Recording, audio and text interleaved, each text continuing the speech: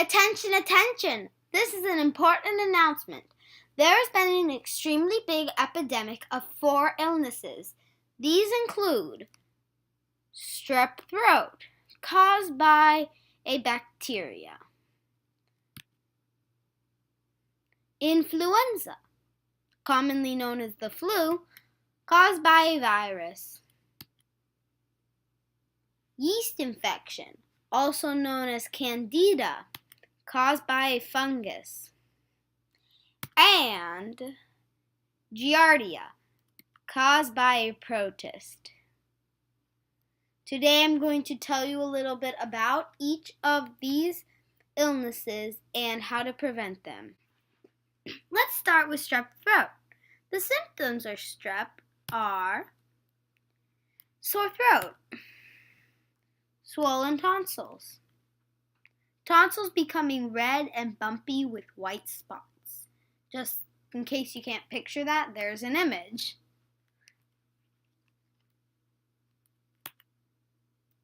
Fever, vomiting. How is strep throat transmitted? Well, strep throat is very contagious. Strep throat can be transmitted in many ways. One way is when someone coughs or sneezes. Strep throat can be transmitted through airborne droplets. Another way is sharing food and beverages. Also, putting contaminated fingers in your mouth.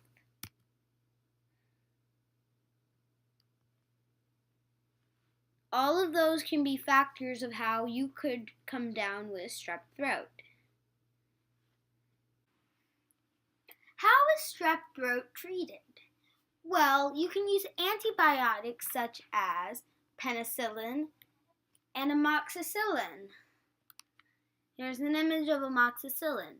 Amoxicillin is probably a better choice for children because it tastes better and it has chewable tablets that you can get as well. You can also use symptom relievers such as ibuprofen like Motrin or Advil, and you can use Tylenol. How can strep throat be prevented? Well, luckily, there are some ways that you can prevent strep throat from infecting you. First of all, avoid people who have tested positive for strep throat and have not been on antibiotics for a minimum of 48 hours. Also, wash your hands frequently. You should wash your hands after eating, before you go to bed, and before you leave the house. Definitely do not share food and drinks with a sick person. They might just have strep and could transmit it to you. Also, encourage people to cover their mouths when they sneeze and cough. Here's an image of things that you should not do if you don't want to get strep or sick in general. There's an image of a man who drank something and then gave it to another man to drink. There's a picture of 2 people using the same napkin to wipe their mouths. There's another image of 2 people sharing the same spaghetti. And then the last image is of 2 people kissing, but food is still in one of their mouths. The second virus that I will be talking about is called influenza. It is commonly known as the flu. This illness is caused by a virus and can be categorized into 3 sections: influenza A, influenza B, and influenza C. This is an image of the influenza virus underneath a microscope. The influenza virus is not living. How is influenza transmitted? Touching something that's been contaminated and then touching body parts. There is just an image to go along with that statement because there's the pole and everybody's touching the pole and everybody's sick. And if not already sick, they're getting sick. Coughing or sneezing. If someone coughs and sneezes without covering their mouth, then it might transmit to someone else. That's why I said in the previous slide to always cover your mouth when you sneeze or cough. Person to person. If someone has the flu and is hanging around another person without the flu, then the person without the flu will get the flu.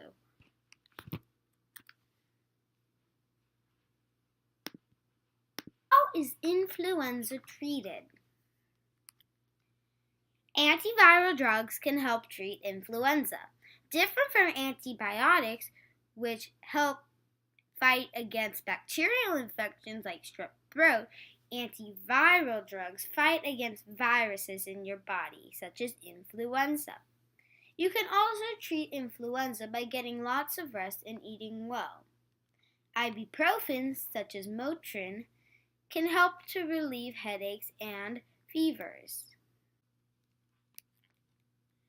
How can influenza be prevented? Many doctors believe that the best way to prevent influenza is to get the flu shot. Also, you can eat well and avoid people who are or have been sick but still have some symptoms.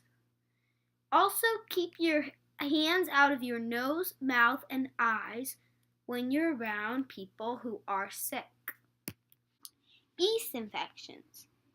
Yeast infections are common organisms that are normally present inside the body and the environment. People get yeast infections due to the overgrowth of the yeast called Candida. These overgrowths occur when the body is out of balance, usually due to excessive sugar consumption, dependent immune systems, and hormonal imbalances.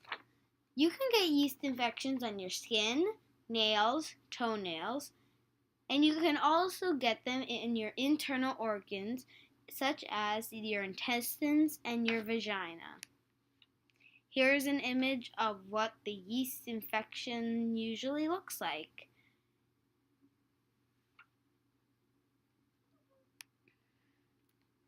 Here are some images of yeast infections. Different types of yeast infections.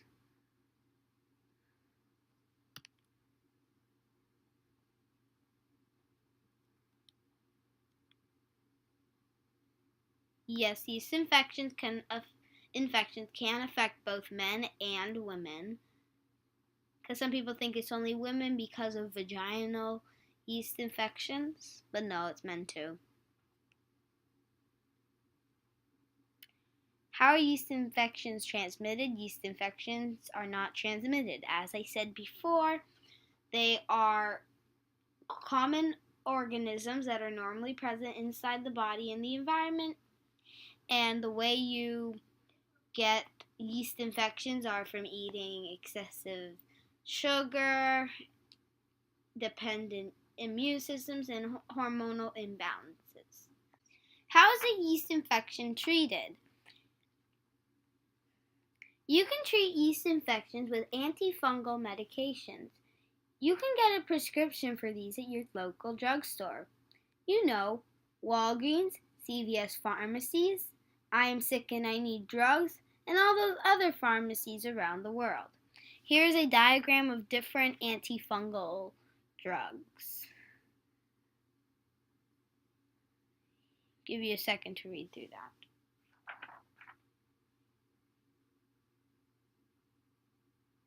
that. Okay, let's move on. How can yeast infections be prevented? You can prevent yeast infections by eating a healthy diet that limits sugar intake. This will help boost your immune system and will keep yeast at bay. Here's an image of just healthy fruits and vegetable diet. You have a pineapple, you have a zucchini, you have, I think I see some lettuce there, a banana, pomegranates, tomatoes, onions, and all those other healthy things. One way that I see healthy diets versus unhealthy is healthy are varied in natural colors and full of just pleasant things to look at, I think. And unhealthy things such as French fries, hamburgers just aren't really that pleasant to look at and are not as varied in color. The next and last illness that I will be talking about today is Giardia. Giardia is an infection of the gastrointestinal tract caused by a flagellated protozoa.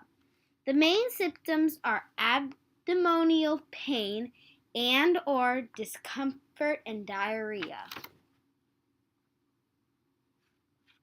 What does Giardia look like?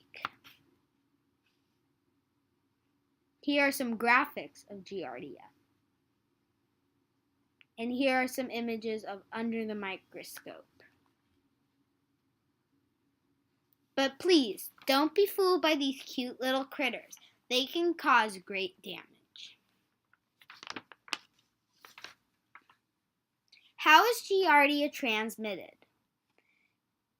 Giardia organisms are found in contaminated water and is referred to as a waterborne illness. It is found all over the world, but is most common in areas that have poor sanitation and hygiene practices. There's an image of a little boy getting water. And if he was to drink that water, who knows how clean or dirty it is? It wouldn't be good. How is Giardia treated? The infection lasts a few weeks and is treatable with medication. One of the most common medication used is metronidazole. There is an image of this medication.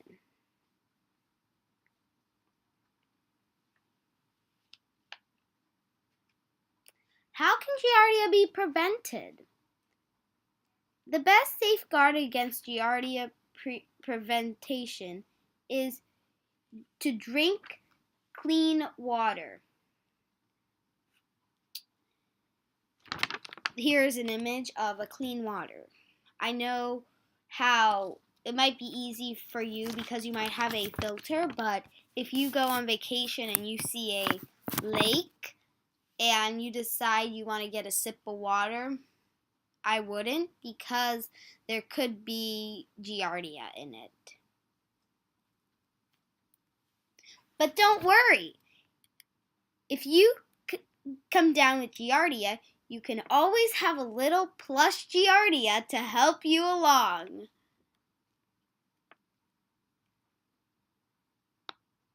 Thank you for watching my presentation, and I hope that you take my advice and prevent these awful illnesses.